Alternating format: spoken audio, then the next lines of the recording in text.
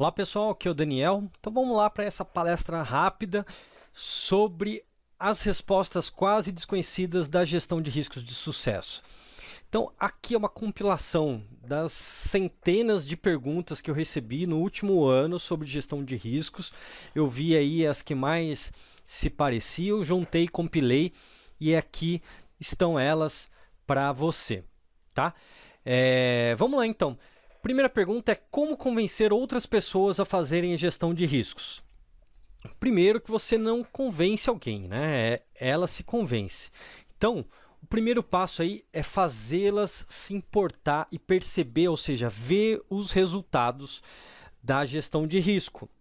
Como que você faz isso? Você tem que aumentar a percepção da pessoa. Como que você aumenta a percepção da pessoa? Inserindo a realidade da pessoa no objeto de análise, né? Como que você faz isso? Você tem aí, podendo fazer cenários, business case e planos, que é praticamente o mesmo objetivo. Como que você faz cenários? Então você fala assim, ó, se a gente continuar assim, vai gastar tanto de manutenção, de perdas, etc, etc, etc. Se eu fizer um investimento X em gestão de riscos, em qualquer ponto do processo de gestão de riscos, eu vou gastar Y inicialmente, só que em tanto tempo, em 2 anos, por exemplo, eu vou só gastar isso em manutenção e vou ter uma redução X de perdas. Então você faz no cenário 1, por exemplo, sem gestão de riscos, e no cenário 2, com gestão de riscos. Ok? Então você pode fazer isso. Qual gestão de risco? Então é gestão de riscos o processo XYZ. O outro é só gestão de riscos do processo Y. Então você faz vários cenários e levanta para cada um deles os custos e os benefícios. Tá? Então, isso você vai conseguir mostrar para a pessoa a diferença entre a situação que ela está agora e a situação que ela pode ter. Isso é um cenário.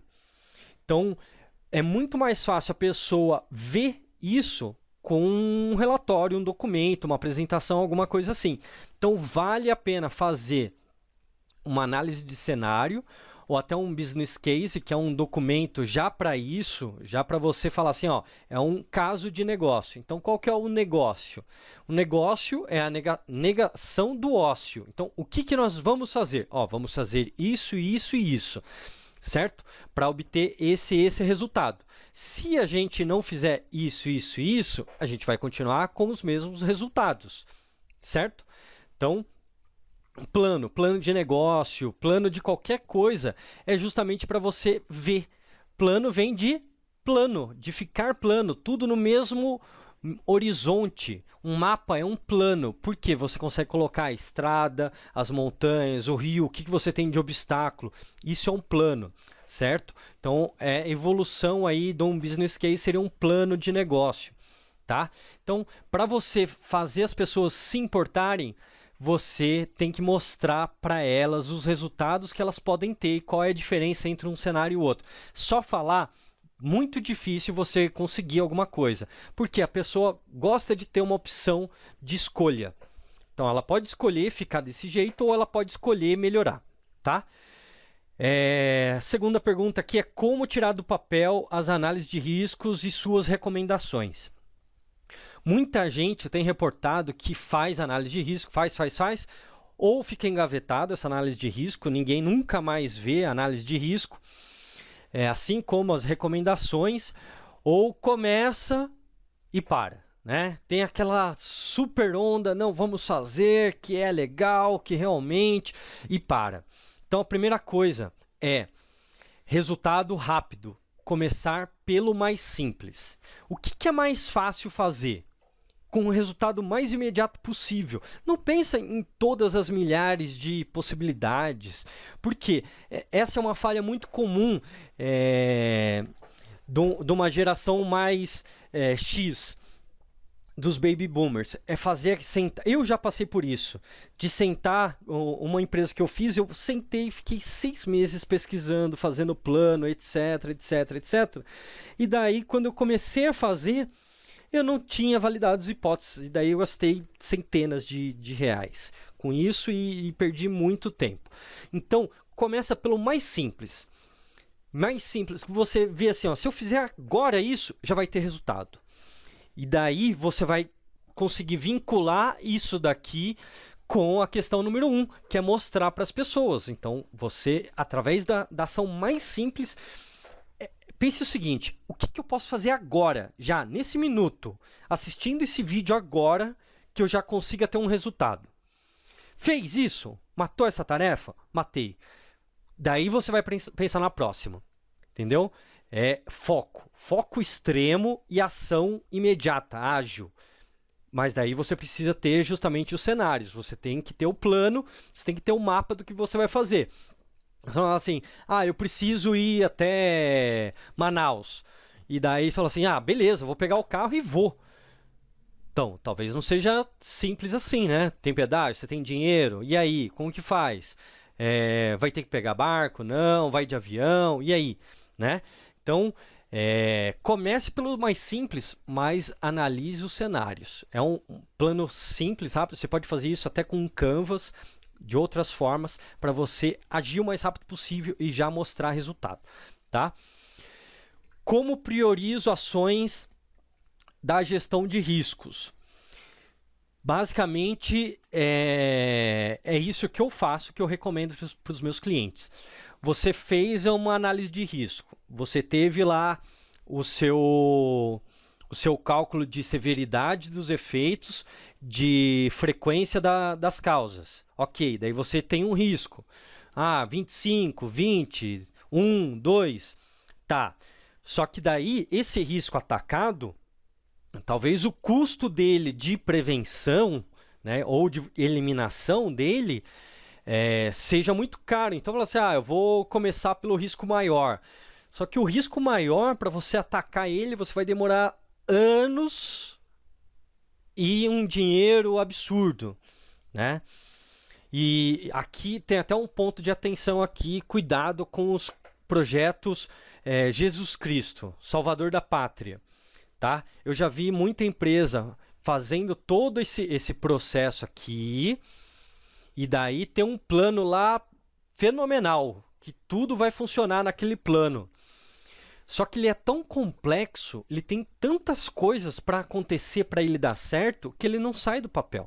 Ele começa, e daí as pessoas começam a ter dificuldade, você tem que marretar muito as coisas para ele sair, e daí esse desgaste de força faz com que a coisa não ande. Tá? Então a recomendação é, pega o cálculo de risco, cria um indicador. Você pega o cálculo de risco que você tirou da sua análise de risco, multiplica, por exemplo, por tempo e o custo. Você vai chegar num número, certo? E daí, você vê qual que é o seu melhor índice nesse número aí, né? Se for um tempo pequeno, com um custo pequeno, com risco grande, pronto, fechou, né? Então, esse é o objetivo. Você pode fazer indicadores. Estou dando esse aqui é um dividido pelo outro, tá? Esse fator é um que eu recomendo. Você pode criar um outro fator. Por exemplo, sei lá, que vai melhorar a imagem da empresa, daí vai da prioridade da sua organização. Se for um órgão público, redução do tempo de processo. Aí, o seu indicador é o seu indicador que é do seu processo, né? Então, assim, só uma inserção aí, processo, uma concatenação de atividades para chegar a um objetivo, certo? Daí essas atividades podem demorar tempos. Então, ações, elas estão inseridas dentro do processo. Ou melhor, é melhor que sejam inseridas dentro do processo, para você não tirar muito a pessoa do fluxo dela normal para fazer uma outra coisa. Geralmente, nas indústrias, em geral, todos os processos estão focados com fim produtivo. Então, você tirar esse fim produtivo e gastar que seja 20% do tempo de alguém para executar uma outra atividade é muito difícil. Então, é bom que ela gaste o mínimo de tempo possível. Então, tá vendo como é vinculado com a anterior lá também? Começar pelo mais simples. Por quê? Começando com o mais simples, você tira um gargalo. Então, você desafoga. Desafogou, você vai ter tempo para fazer algo mais difícil, mais complexo, certo? E daí, assim por diante. Você vai desafogando constantemente, tá? Não é chegar, eu preciso fazer um projeto, gastar milhões e vamos começar porque precisa. Você não vai fazer essa mudança, não é quântica, tá? É incremental nesse ponto. Como fazer uma análise de risco sem ter documentação? Então, ó, isso aí é um problema sério, mas não é impossível de ser resolvido. Por quê?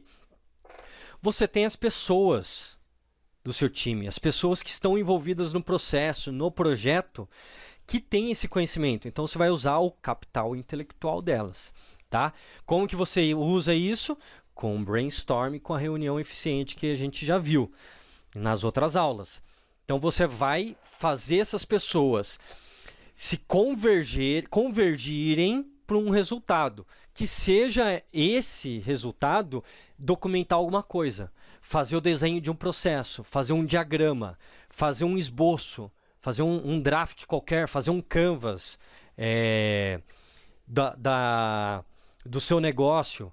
Ok? Isso vai ser muito melhor porque você começa já aí validar hipóteses.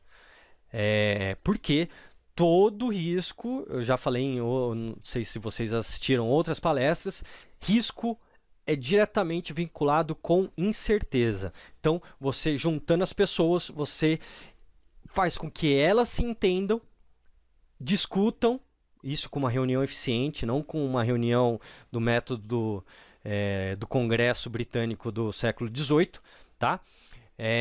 Façam com que elas discutam entre si e validem todas as hipóteses. A gente vai ver mais para frente aí mais sobre isso, tá? Então, você usa o seu capital intelectual. Não tem documento? Beleza. E outra coisa, também, cuidado com isso. Eu vou documentar tudo então. Então, mas documente o que é necessário para você começar a fazer. Não faça uma força-tarefa de documentação, por quê? Quando você terminar de documentar tudo, talvez já fique obsoleto o seu documento. Então, e esse é o princípio da gestão ágil. Você não vai comprar um carro e pagar 10 mil a mais no carro se o fabricante falar assim, mas eu estou entregando aqui um manual de uso dele que tem 10 mil páginas. Não, você quer que o carro cumpra a função dele. Tá? Então, use o capital intelectual para documentar, para ter o mínimo de validação de números, etc., sobre o seu processo, sobre o seu projeto. Ok? Analise o core business. Qual que é o núcleo? O que se não tiver, pense assim, o que se não tiver no meu processo, no meu projeto, ele não cumpre a intenção dele. Isso aí eu já estou dando uma dica que é o fundamento da otimização de processo. Né? Lembra lá nos anos 90, todo mundo falou engenharia, otimização de processo. Isso evoluiu, né? Esse conceito evoluiu e agora a gente tem aí ferramentas para fazer, por exemplo, um BPMS, que é uma automatização de processos de negócio. Então, só que daí você vai automatizar tudo? Não, por quê? Pode ter coisas que você está automatizando que nem precisaria existir. É um passo que talvez não precisaria existir. Então, você eliminar isso aí, esses passos, quanto menos passos tiver uma ação, melhor, mais rápido e menor a probabilidade de dar erro. Por quê? Você insere um elemento no seu negócio, esse elemento ele tem novas condições, novos problemas, novas expertises, novos conhecimentos, novas pessoas que vão precisar atuar, novas cadeias de suprimento e assim por diante, tá? Então, documente, só que comece pelo mais simples e vá evoluindo isso. O importante é que você consiga validar as hipóteses e mostrar o cenário, certo? Outra pergunta que apareceu muito aqui é como avaliar um risco ambiental ou de pessoal. Por quê? Foi até uma pergunta que apareceu de novo aqui nos últimos dias, que foi o seguinte: na minha empresa, quando vai se fazer análise de risco, o pessoal, os engenheiros estão muito preocupados com a produção. Ok. E então, ou faz assim, coloca aí qualquer coisa que você achar, né? Fala para o técnico de segurança, para o engenheiro de segurança, coloca aí, ou faz com pressa, né? Faz passando por cima de tudo, e daí você não consegue ver os reais riscos mais profundos, ambiental e pessoal. Então, para isso, você pode criar diferentes dimensões. Tem uma aula específica disso, que é, por exemplo, as dimensões mais usadas, eu já falei antes: patrimônio,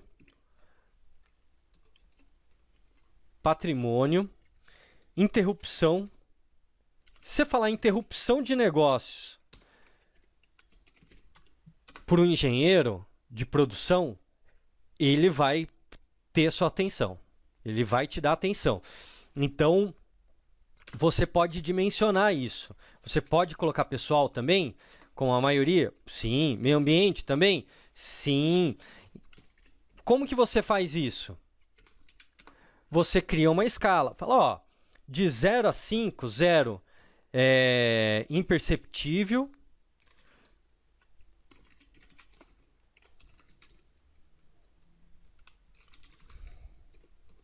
E 5, por exemplo, é catastrófico. Imperceptível, eu nem sei o que aconteceu, eu nem estou vendo. Catastrófico, aí eu começo a perder o próprio valor do sistema. Opa, aí é problema, certo? Então você pode fazer isso aqui para cada uma das dimensões que você estiver fazendo. Então, por exemplo, patrimônio. Qual que é o próximo passo? É o perceptível, né? É o perceptível. Então, por exemplo, o que eu já começo a perceber se eu perder de patrimônio? Vazamento de óleo, energia elétrica, utilidades. O que começo a perceber? Eu tenho algum indicador que perceba isso? Seja um medidor de alguma coisa. O que é? Então ele entra aí, por exemplo, perda de 100 litros de óleo diesel. Opa, já começou a ficar perceptível. Ou catastrófico, perda de todo o sistema de filtragem. Se o seu processo for principalmente isso, vai ser um problema, certo? Interrupção de negócio, a mesma lógica. Então, o que começa a ser... o que é imperceptível, o que é o mínimo meu, e o que é catastrófico.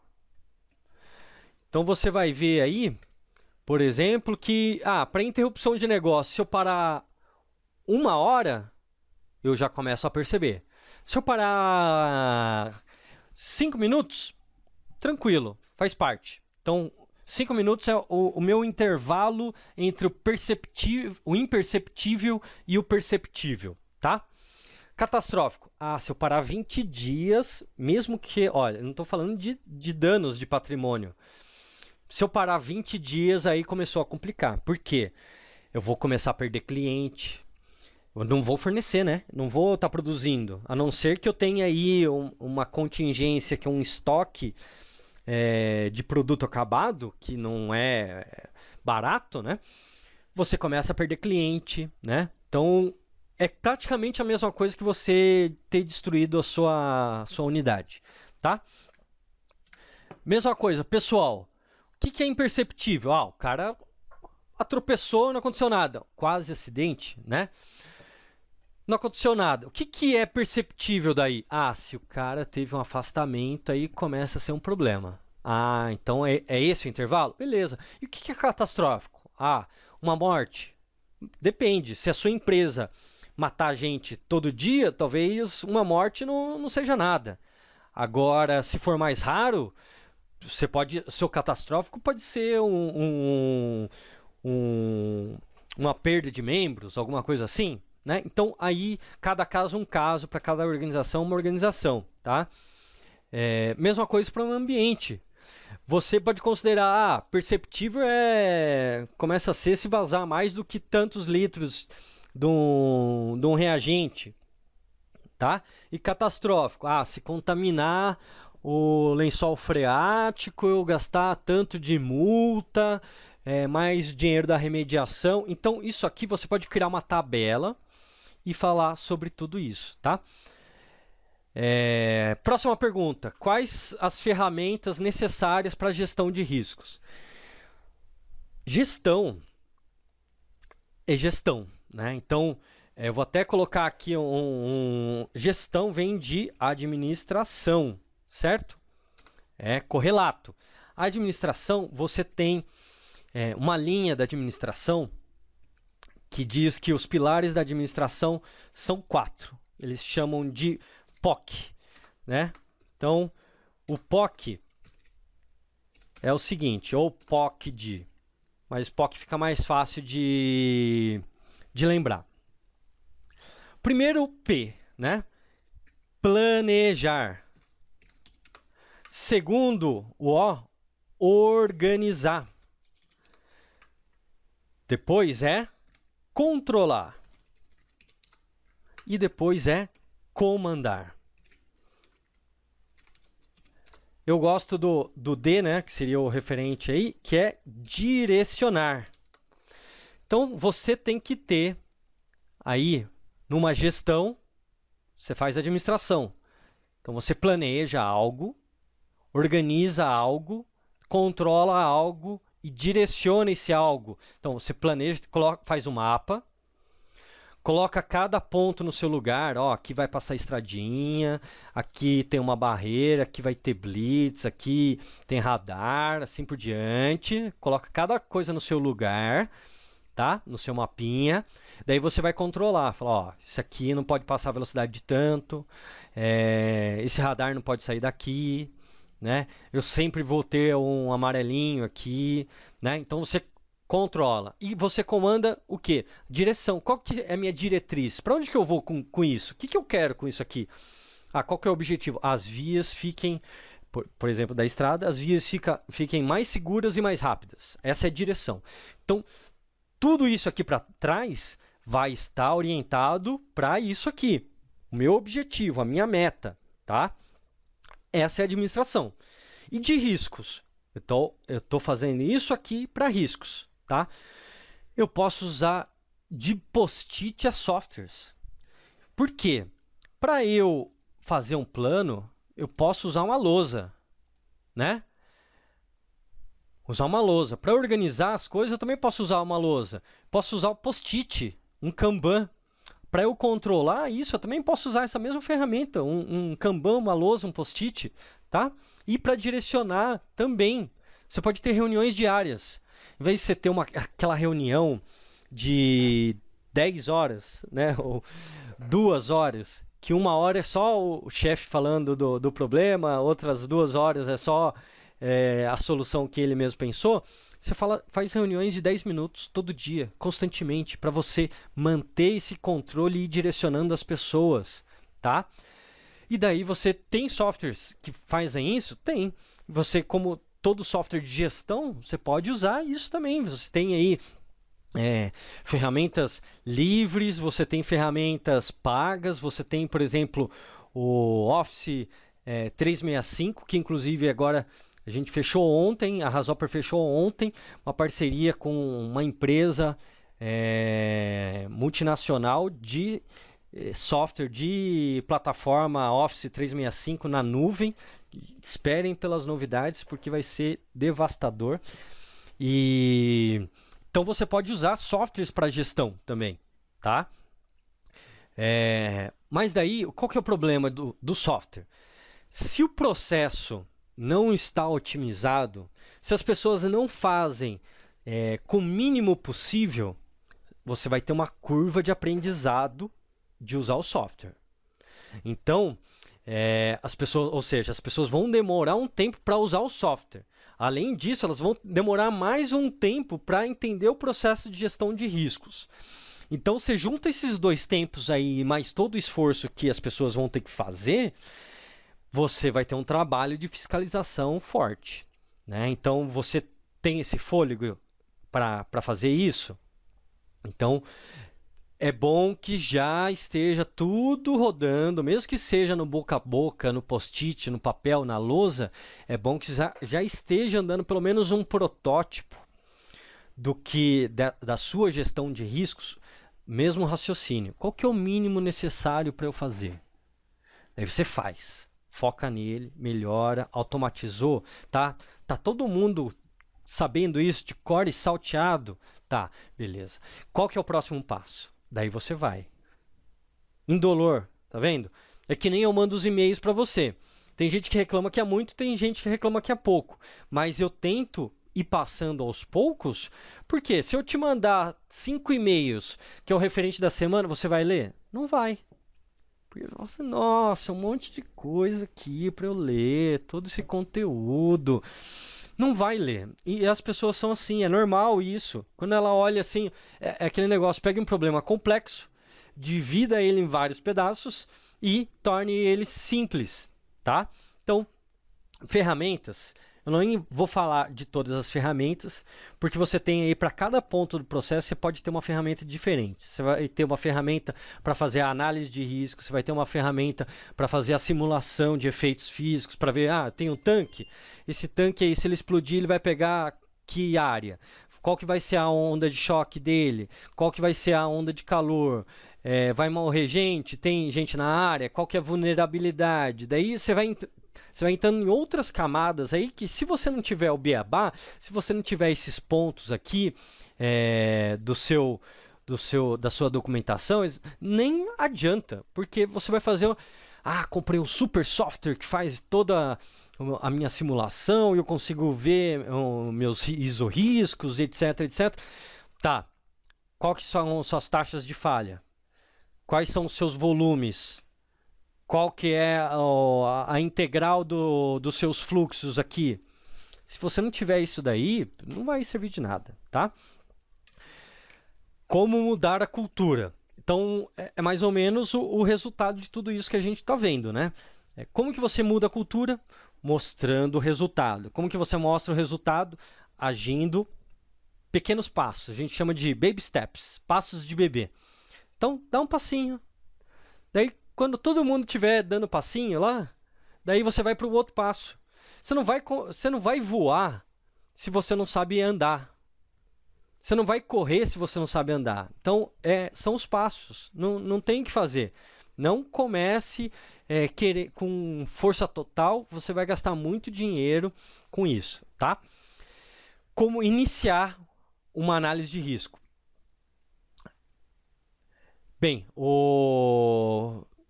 mesma coisa que antes, aqui uma recomendação. 6 M's, então tem um método, um material, uma mão de obra, medidas, um maquinário e um ambiente para você fazer isso. Então você já começa a preparar um ambiente aqui. Daí, o que eu vejo muito das reclamações do pessoal? Mas a minha empresa não tem cultura disso, né? Que é o ponto anterior. Mas eu sou sozinho, mas eu não tenho apoio do meu chefe, mas eu não tenho não sei o que lá. Isso são obstáculos que podem existir, podem ser reais, só que podem não ser reais.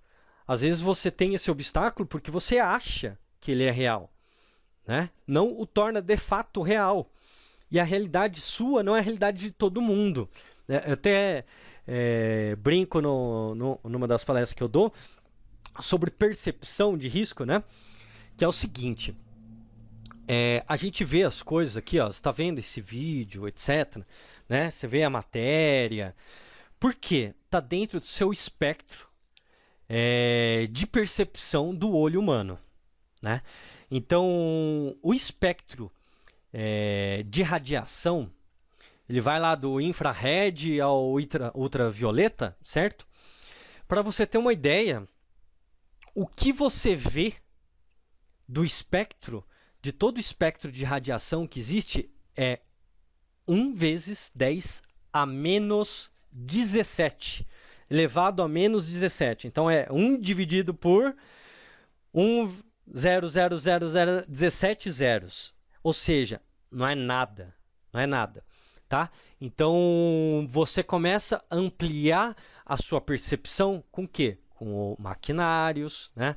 Com outras formas de percepção, métodos. Então, você começa... eu não percebo por quê? Porque é muito pouco, é imperceptível. Daí, quando eu começo a ter volumes de números, etc., eu começo a perceber, tá? Então, como você fazer a percepção, e com isso você vai mudando a cultura. Não vai mudar de uma hora para outra, tá? Eu já participei de empresas que elas fizeram durante 1 ano uma sequência de cursos para líderes, para os líderes passarem o que aprenderam para os subordinados, etc, etc. E não funcionou. Não funcionou. Por quê? Porque o líder já não sabia, não percebia o valor daquilo tudo, não via o real uso, e no final das contas ele não comprava a ideia, né? E daí, se ele não compra a ideia, ele não passa para frente, tá? Método. Então você tem vários métodos de análise de risco. Tem a PR, tem o RASOP, FEMEA, e aí vai. Tem vários. O que é interessante é você dominar mesma coisa, baby steps. Começa o mais simples. Qual que é o método mais simples que você tem aí? Eu, por exemplo, dou no curso checklist. Checklist. Alguém já fez alguma coisa aí, só que daí não para nisso. Por quê? O checklist de uma indústria X talvez não sirva para a sua, tá? Já falei isso algumas vezes. Então, vai evoluindo o método de validação de hipóteses, de redução de incerteza. Material, seus insumos. Você tem material aí, os dados históricos, né, números, taxa, projetos. Você tem vários materiais que você pode usar, tá? Para fazer análise de risco. Cada análise vai ter um nível de documentação. Algumas mais, outras menos, mas você sempre vai ter alguma coisa aí. Então, se você não passou lá por esse ponto aqui, ficou difícil. Lembra aquele canvas que eu falei, fazer a lousa, etc? Vai ficar difícil, tá? Mão de obra treinada para isso. Então, pior coisa que tem, você começar a análise de risco, seja ela qual for, e as pessoas que estão fazendo com você não sabem do que se trata. Ou não sabe qual é o objeto de análise, ou não sabem como que é o processo da análise de risco, né? Ou o passo a passo da análise. E daí ele fica interrompendo. Mas você viu isso? Não, isso aí a gente vai ver depois. Mas você vai ver aquilo. Isso aí a gente... Então, dê uma visão ampla pro pessoal, para esse pessoal já conseguir segurar suas dúvidas e não ficar interrompendo. Tem um módulo de gestão de tempo que eu falo lá, uma interrupção, isso é pesquisa de Stanford, uma interrupção, você demora 11 minutos para voltar no seu processo de raciocínio, tá? Alguns mais, outros menos, mas essa é uma média que fizeram. Então, assim, você tá lá focado escrevendo um relatório, ligou o telefone, atendeu o telefone, falou... Não é só o tempo daquele telefonema. Até você voltar, onde que eu tô mesmo? O que que eu tava fazendo? 11 minutos, tá? Para você voltar a pleno vapor no foco que você tava. Você precisa aí, então, das medidas, como eu já falei, as taxas, do maquinário. Por quê? Nós estamos aí em 2015, né? Então, nós precisamos de máquinas para agilizar o nosso processo. Então, você vai precisar de um maquinário aí, seja para registrar, transmitir, etc. E você vai ter que ter um ambiente propício. Então, eu vou fazer uma análise de riscos em grupo, que é recomendado, já falei por quê. Tá, eu tenho uma sala isolada, eu tenho equipamento para projetar, ou para anotar tudo isso, tá? Se não, fica difícil, né? Você fazer, a não ser que todo mundo tenha uma memória fotográfica, vai ficar muito difícil, tá? Outra pergunta aqui que apareceu: como integrar o PMBOK, COSO e a ISO 31000? Então, você tem que ir na essência da gestão de risco, mais precisamente do risco, né?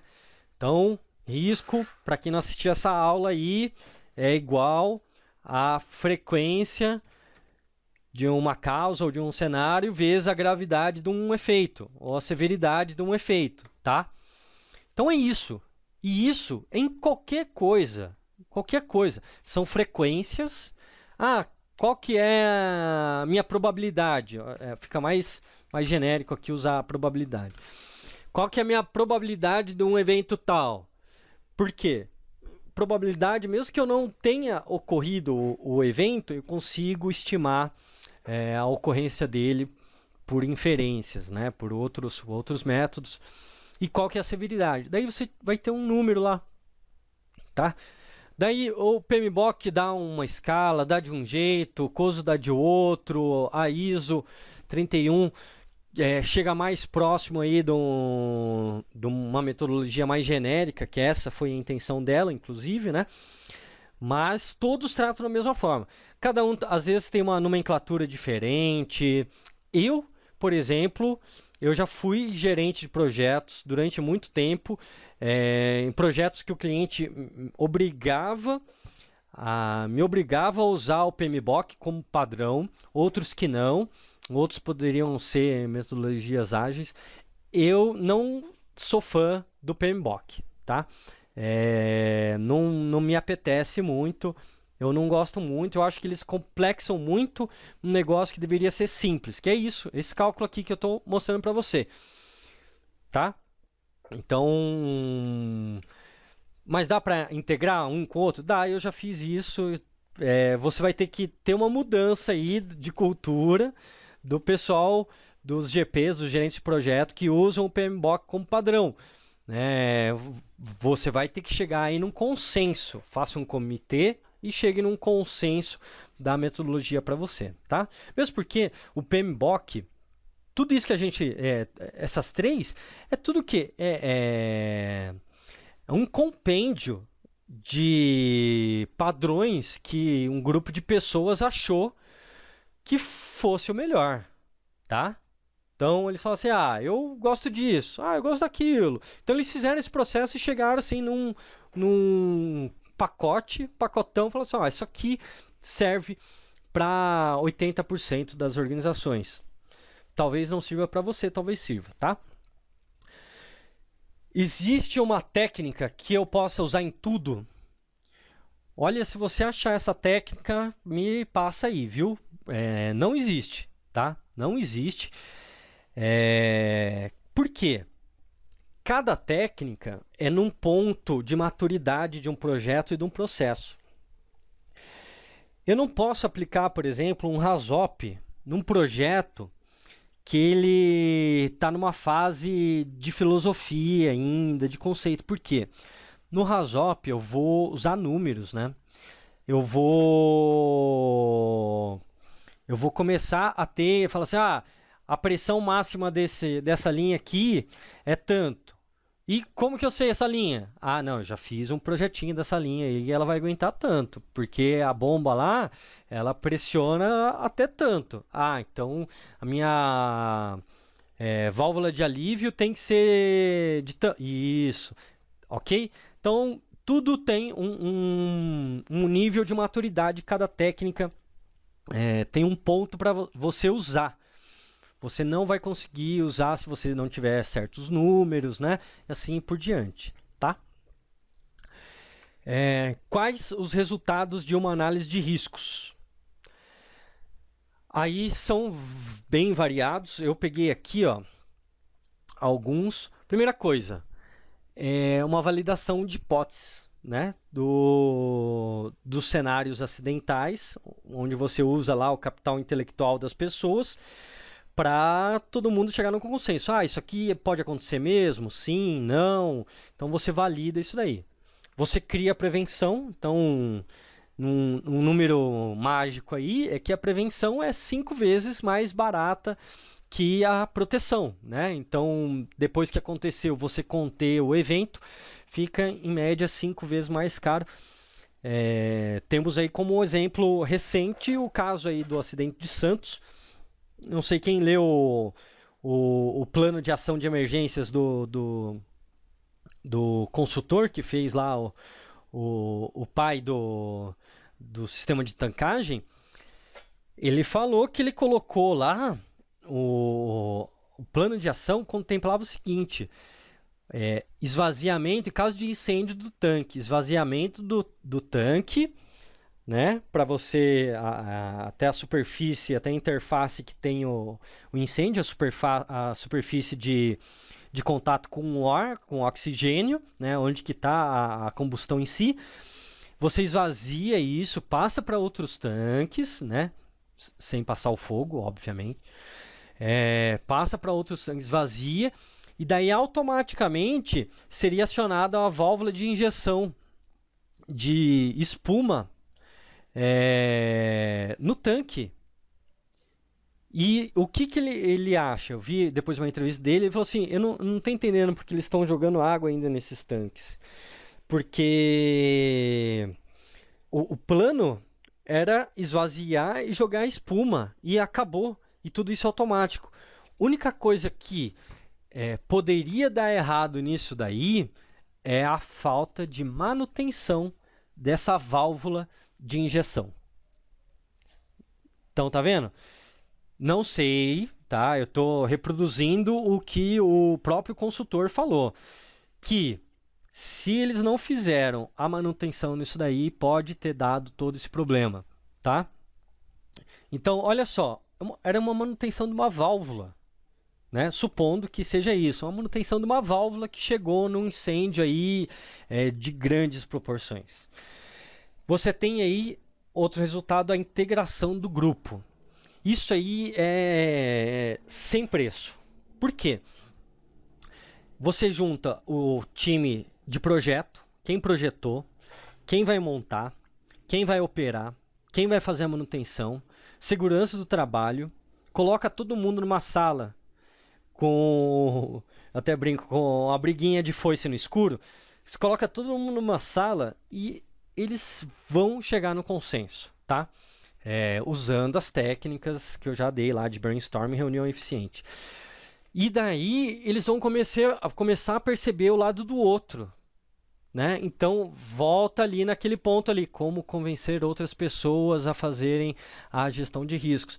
É assim, você vai juntar, daí ele vai ver o lado dele e fala: olha só, mas aquele negócio ali, aquela contingência não é só para meio ambiente, isso daí também vai me ajudar lá no reprocesso da água.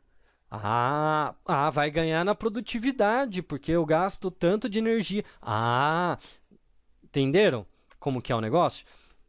Eu deixei aqui para o final um gráfico. Esse aqui é uma apresentação da BB. Quem não conhece, a BB aí, uma empresa monstruosa de sistemas industriais, né, automação, etc. E daí ela faz RASOP, né, e ela faz com força.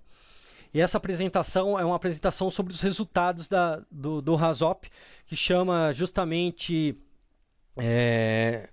RASOP só reduz riscos quando as ações são tomadas, né? Porque é aquilo que a gente falou até então. Se tem um monte de papel lá, um estudo de RASOP de trocentas páginas e não sair da gaveta, não vai servir de nada, né? Depois vai vencer, né? Tem a política de revisão de análise de riscos. 5 anos depois você vai revisar o negócio e nenhuma ação foi tomada. Esse aqui foi um gráfico que eu achei bem interessante, que eles classificaram as recomendações, né? Então você tem uma porcentagem de informação necessária, né, que ainda precisa, 1% só. Ou seja, isso aqui no caso de projetos ABB, né? Então ele já tem uma cultura, já tem o método 6M, já está tudo ok, redondo, e eles já têm números suficientes para gerarem esse gráfico.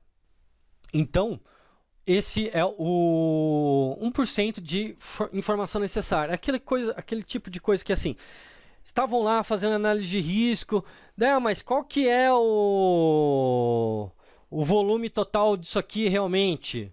Ah, mas você considerou a água que vem de tal tanque? Ih, não considerei. Ah, então corre atrás desse cálculo aí. É esse tipo de coisa, tá?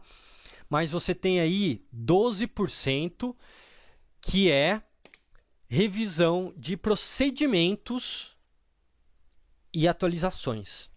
Então, por quê? O RASOP ele é considerado um simulador sem software. Então você simula o processo, você simula todo o acontecimento da sua planta, do seu objeto de análise, né? Como que eu consigo mais pressão aqui? Assim, assim, assado. Como consigo menos? Assim, assim, assado. Como consigo sem pressão? E daí você vai, e daí, se der maior pressão, o que acontece? Aumenta tal ali vai ter um ariete, tananana, e assim por diante, tá? Então você revisa os procedimentos. Porque você vai estar com o operador lá. Que quando o sujeito projetou, ele tinha uma ideia do projeto. Quando rodou, foi outra coisa, né? Outro ponto aí, ó, 30%. Já é expressivo, é o maior valor aí, né, em porcentagem. É validação de desenho, de projeto em si. Sabe aquele projeto Ctrl+C, Ctrl+V lá, que veio importado lá da matriz, etc? Então, eles começam a ver que isso daí você tem que validar. Eu tenho um caso muito, muito clássico, que é um projeto em Manaus, e uma caixa selada lá, selada, concreto, e entrava água. E daí toda vez que iam trocar a água, ia abrir a caixa, trocar a caixa, eles viam que tinha água e tinha um tanto bom na água, de água lá. E daí que começaram a entender como que é. Por quê? Cai a água, daí esfria e faz um vácuo dentro da caixa selada e puxa pelos poros do concreto a água para dentro. Esse, por exemplo, é um desvio que não foi identificado no projeto original, tá? Então, para vocês verem aí, 30%. Daí 25% são mudanças de hardware e instrumentação. Então, um medidorzinho de nível ali, um transmissor, pontos de melhoria, que é justamente para você evitar as perdas, né? Uma redundância, e aí você vai estar com um time feito para fazer isso, né? Que teoricamente sabe, domina o seu projeto. Então, ali mesmo, você já vai fazer esses ajustes e ver o que é. E o que acontece mais ainda? Às vezes você vê que teve sistemas, subsistemas que não eram necessários, tá? Porque não evidenciou-se um risco de fato.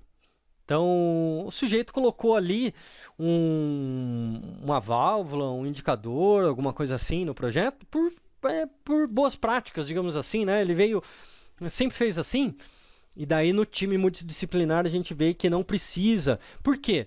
Porque o seu processo, muitas vezes, ele é conectado, né? Então, se você não pega a pressão aqui, mas você vai pegar a pressão lá na frente. Então, você não pega sem nível aqui, mas você vai pegar em outro ponto, e assim por diante. Então, você vai eliminando elementos. Quando você elimina elementos, você reduz o número de elementos que vão ter taxas de falha. E você, fora isso, você vai economizar dinheiro, né? 5% aí são recomendações quanto à manutenção, inspeção e teste, né? Então, aquele incluir no plano de manutenção, incluir no plano de inspeção, porque você, no projeto, você subestimou a importância de um elemento, e daí lá, numa seção de RASOP, por exemplo, você vê que aquele elemento é importante, né?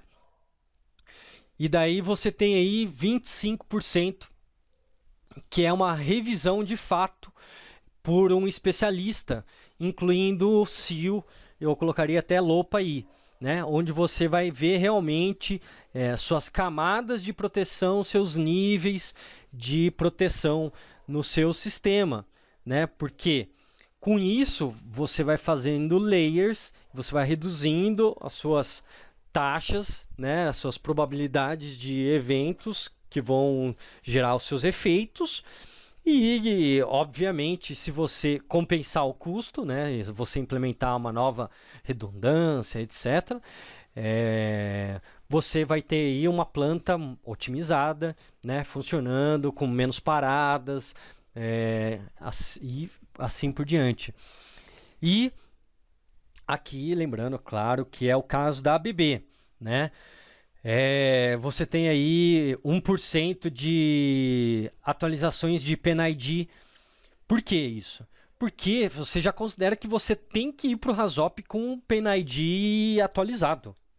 Você tem que estar lá já na reunião com todo mundo entendendo, né? Por isso que essas duas porcentagens de treinamento e PNID são baixas, porque você já parte do pré-requisito que todo mundo tem que saber o que está fazendo lá, qual que é o seu projeto, o seu processo, qual que é a técnica que eu estou usando e ter o desenho atualizado. Então, esse 1% de atualização de desenho é aquelas controle de mudança que não houve, né? Você não teve uma gestão de mudança aí, alguma coisa assim, o cara trocou a bomba da unidade X para Y e assim por diante. Daí, na hora ali de fazer o RASOP, se viu que estava desatualizado, tá? Mas não se parta do pressuposto de usar o RASOP para você atualizar esse desenho, né? E muito menos para você treinar as pessoas sobre o sistema. Por quê? Senão, seu RASOP vai demorar séculos. Vai ser inviável. Então, se houver aí, por exemplo, problemas que eu vejo muito na indústria, ela começa a ficar tão segmentada que o Zezinho ele só domina a arte da válvula X. O outro só domina o ponto Y. E daí, para você ter uma visão holística, né, do holo, até o Albert falou bastante disso no treinamento de NR35. Para você ter uma visão holística, você vai ter que chamar muitas pessoas ali para você contemplar tudo. O que também é ruim. Por quê? Você começa a perder produtividade. Tenha um número ótimo aí, se quiser anotar, é 5 mais ou menos 2. 2 pessoas. Então, acima de 3 pessoas e até 7 pessoas. Por quê? Abaixo de 2 pessoas, você começa a ter uma visão unilateral do seu sistema, dos seus riscos, etc. Então, você não vai ter um negócio interessante, de fato, nas mãos. Você vai ter a visão do projetista, do engenheiro de produção, do engenheiro de processo, né? Talvez é a mesma. Então, isso é ruim, tá? E daí, não aprenda direto lá no RASOP. Faça a lição de casa antes, marque com antecedência, tem lá os requisitos da reunião, marque com antecedência, todo mundo já vem estudado, já vem sabendo o que é para fazer e faz com foco total, sala isolada e parte para ação, tá? Então é isso, pessoal. Ó, esse vídeo aqui para você procurar ele, eu vou compartilhar ele, tá? o vídeo da ABB, se vocês quiserem assinar o canal da ABB, eu uso material, eu fico pesquisando, então eu vou usar material de todo mundo, tá na internet, eu faço a referência, tudo bonitinho para ninguém reclamar depois. Eu uso exemplos de outros professores, de outros autores, não tem problema com isso. Meu objetivo não é ser o único. Meu objetivo é expandir a gestão de riscos, né? 95% das empresas não fazem gestão de riscos, então tem uns passos largos aí para a gente caminhar para nadar nesse oceano. Ok? Então, essa foi a palestra sobre as respostas quase desconhecidas da gestão de riscos. Agora, sua tarefa aí que está assistindo essa palestra agora, pensa agora. O que você pode fazer agora, nesse exato momento, para tomar uma ação que seja rápida e que já tenha um resultado. Não é para depois, assim, tem que ser rápido porque você vai ficar motivado, isso aqui eu acho que é fácil fazer, consigo fazer rápido, vai surtir um resultado bom, as pessoas vão ver, tá? Então, é isso. Espero você na próxima aula, no próximo treinamento, não sei que ponto que você está assistindo aí, se você já é um aluno recorrente, etc. Eu gravei esse vídeo realmente para responder aí as centenas de dúvidas relacionadas com isso. Espero que tenha esclarecido um pouco nessa quase 1 hora aí que você ficou comigo, tá? Se não ficou, depois do webinário aqui a gente vai abrir um questionário o mesmo questionário que gerou essa pesquisa de desafios da gestão de riscos. Responde lá, coloca qual que é a sua percepção, os seus problemas, etc. E eu vou tentar discutir isso aí, resolver isso aí da melhor forma possível, tá? Sempre atendendo as suas demandas. Eu tento responder todos os comentários. Se você está fazendo aí o curso de gestão de riscos Express, coloca lá suas dúvidas, seus comentários, porque eu leio todos. Talvez demore 1, 2 dias. Eu tenho um método de gestão que eu não vejo e-mails todos os dias, né? Então eu faço tudo em lote, eu acumulo, faço em lote e assim eu tenho tempo, foco para outras coisas, tá? Então não fica chateado se não responder na hora, mas eu respondo, tá? Eu prometo que eu respondo. Então é isso aí, pessoal. Muito obrigado. E até a próxima. Até mais.